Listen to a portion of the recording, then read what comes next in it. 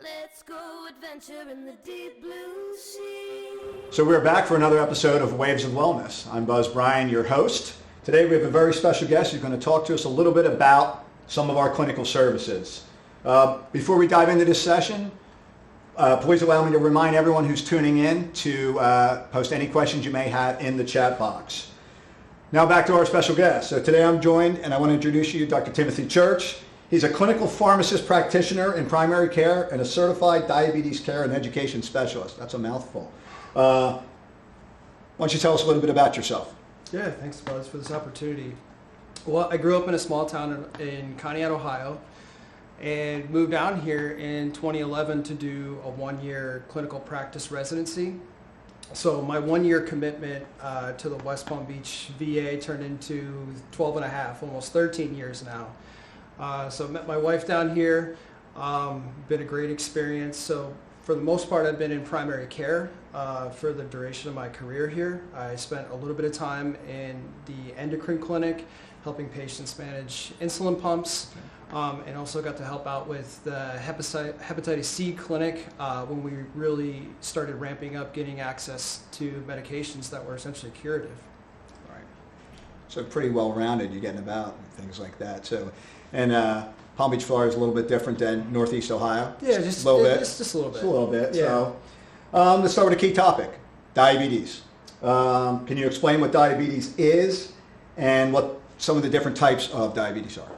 Of course. So first off, diabetes, it's an epidemic. Mm-hmm. It's really a problem, and we're seeing the numbers grow and grow each year. So we're looking at now 38 million Americans that have diabetes. So 1 in 10 Americans have diabetes. 98 million have pre-diabetes.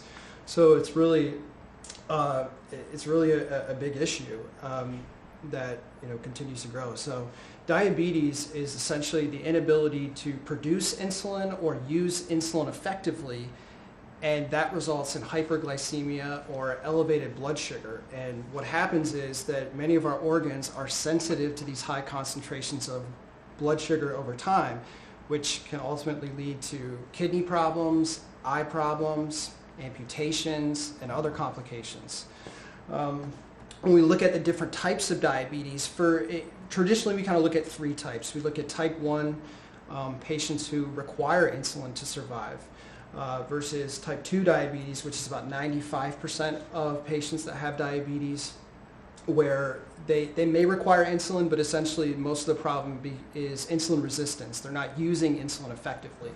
And then gestational diabetes, where patients are diagnosed during pregnancy. But although we kind of fit most people in those boxes, some people fall in the spectrum between type 1 and type 2, and we also can see other types of diabetes from medications or different diseases that end up leading to it. Oh, wow. Which is really interesting to hear the different types. I wasn't aware of all those different types. Now that we know a little bit more about it, in your diabetes role, how do veterans get help for preventative diabetes care, or if they were just diagnosed? That's a great question. So I think that going back to some of those statistics, so 1 in 3 Americans have pre-diabetes. So just being able to identify those patients who are at risk of diabetes, I think, is one of the most important things. Because we know that from programs such as the Diabetes Prevention Program, that those patients who are identified as at risk or having pre-diabetes, if they're able to lose about 7% of their body weight or more through diet and exercise, that they can actually prevent leading and getting to full-blown diabetes. So that's definitely one of the ways that we see where you can prevent the disease from happening in the first place. Now, once you do and have that disease established, that diagnosis is there are a lot of things that you can do to help prevent those complications from happening. So the first and foremost is really controlling the blood sugar. You always see those commercials, right? Get your A1C down. Right. So the A1C is just an average of the blood sugar. That's all it is. So it's kind of like golf. The lower the number, the better. So keeping that in check is one of the most important ways to prevent complications from happening. And then in addition to that, just making sure that you're getting your routine immunizations, you're having a foot exam once a year, You're having your eye exam every 1 to 2 years. If you're using any tobacco, making sure you're working on trying to eliminate that, because that can accelerate some of the issues that we see from that disease. So those would be some of the core things in terms of whether you're at risk of diabetes or when you have the disease. How do you reduce those risks moving forward? Gotcha. So now that we know the steps in the beginning, I also recall being told about diabetes classes with our nutrition and food services. Can share more about that and the importance of food choices with diabetes? Yeah, Buzz, I think it's really paramount. Healthy eating is really one of the cornerstones, especially when we're talking specifically about type 2 diabetes, because understanding the impact of your choices with food and beverages really is one of the most important things someone with this disease needs to know. And so veterans who are really interested in wanting to know more about that, they can have one-on-one appointments with a dietitian. There are some healthy cooking workshops and other programs that we have periodically. We have the MOVE program that was really modeled after the diabetes prevention program. So that's really a comprehensive program to help patients not only with just diabetes, but manage weight, make better food choices, right, and incorporating exercise in there as well. Cool. Now that we know what to fuel our bodies with, what should we do? What should we be doing to remain active? How do veterans remain active? It's a great question. That's also kind of goes hand in hand with healthy eating. Right. But the interesting thing, and the way I always explain it to patients, is that when you're moving, when your body's moving, whether that's just walking, jogging, biking, swimming, all of those things, it's actually working like a medication, because when you have you're activating a unique pathway where you're actually able to shift the blood sugar, the glucose, out of your blood and into your muscle tissue. So it's actually working like a medication. Okay. So I've seen patients who were not very active who become active. They're actually able to reduce the amount of medication that they have to take. Their numbers get better. So that is really something that's really important. So what the recommendations are from the guidelines are to get about 150 minutes in every week. So 30 minutes, 5 days a week, in addition to doing a couple days a week of aerobic exercise, and then trying not to sit for more than 30 minutes at a time. So you've heard it saying, sitting is the new smoking, but that is one of the other important things to incorporate as well. Yeah, and I think you can see that living that sedentary lifestyle, changes everything. Get out there, be active, and stay healthy. So now that if we do all the right things, eating healthy, staying active, can we reverse the diagnosis of diabetes? That's a big buzzword, Buzz. Thanks. No pun. But I think that we have to be a little bit cautious with that word. I find that to be pretty prominent in supplement sales and Sure. things out there that may not always have a lot of merit or evidence behind it. What the term that's sort of accepted now in the literature is remission.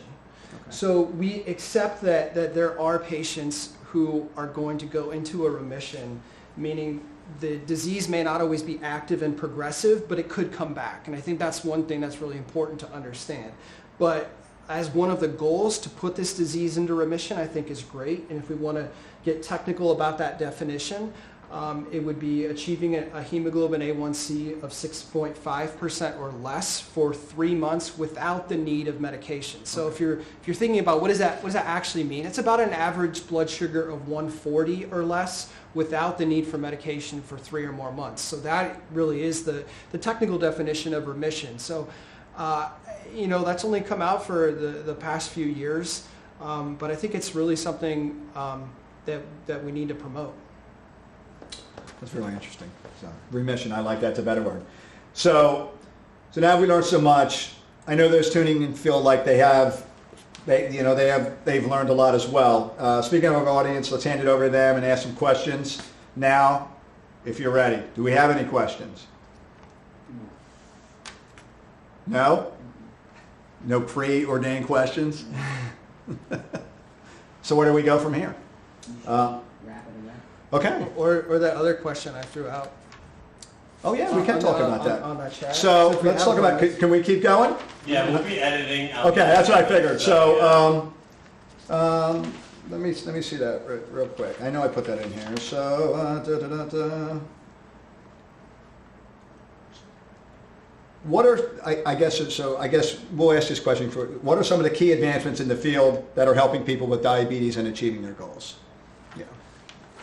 So we talked early on that this disease keeps growing, more and more people are getting it, but the good news is that the tools we have to manage and prevent complications are also improving. So I think that is one of the biggest things to look forward to in the arena of diabetes management. So as I mentioned, this is my 13th year in practice, and in those 13 years, a lot of things have changed. You know, one of the biggest things is getting access to continuous glucose monitors. So instead of having to do finger sticks to get capillary blood samples, we now have the ability to place sensors on the abdomen or the back of the arm. And what these sensors are able to do is they're able to take samples of interstitial blood every 1 minute for some of the sensors, every 5 minutes.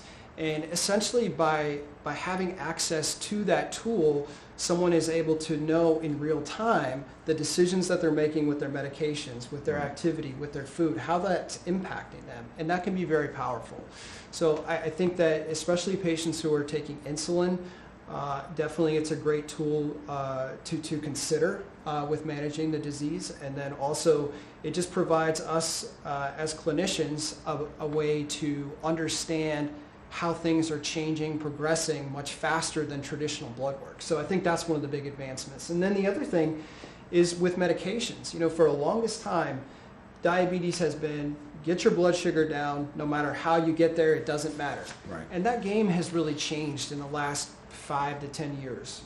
And the reason for that is we now have medications that not only help lower blood sugar, but they're also helping to prevent cardiovascular disease. They're helping to prevent strokes. They're helping to prevent heart attacks. They're helping prevent patients from going on dialysis and preserving their kidney function. So I think that's very exciting, but also great options that we didn't have before that we have access to now. So is there an age, you know, do you see a prevalence of a specific age? Is it younger or older? You know, is it more prevalent in veterans? I know we work here at the VA Medical Center. I mean, do we see more veterans with type 2 diabetes or type 1 diabetes than we see maybe out who are not veterans? Yeah, that's a great question. I don't know the exact statistics around veteran versus non-veteran, but it's definitely an issue, especially those who have had Agent Orange exposure. We see a prevalence of diabetes from the spectrum of type 1 to type 2. It's definitely more common in older Americans, but we're also seeing younger patients as well. You know, obesity is very prevalent hand in hand with diabetes, so we're seeing that. So it's definitely growing, and you know the age can it's variable. Right. Well, we're just about done. We're wrapping up. We're going to finish up here. But before we close out, is there anything else you want to add that you think would be, you know, important for our audience to be aware of? I think the most important thing is to make sure you're in communication with your primary care provider and your other providers involved in your care. Make sure you understand your blood work and what the numbers actually mean. And just talk about that and whether or not you want to see a specialist such as a clinical pharmacist like myself or an endocrinologist. We have a lot of providers here that can coordinate with your primary care provider to help you manage this. Awesome. Well, thanks. I appreciate your time, and want to thank everybody for tuning in, and let you know that we'll be back monthly for another Waves of Wellness. Get out there and stay healthy, be healthy, and we'll see you on our next episode.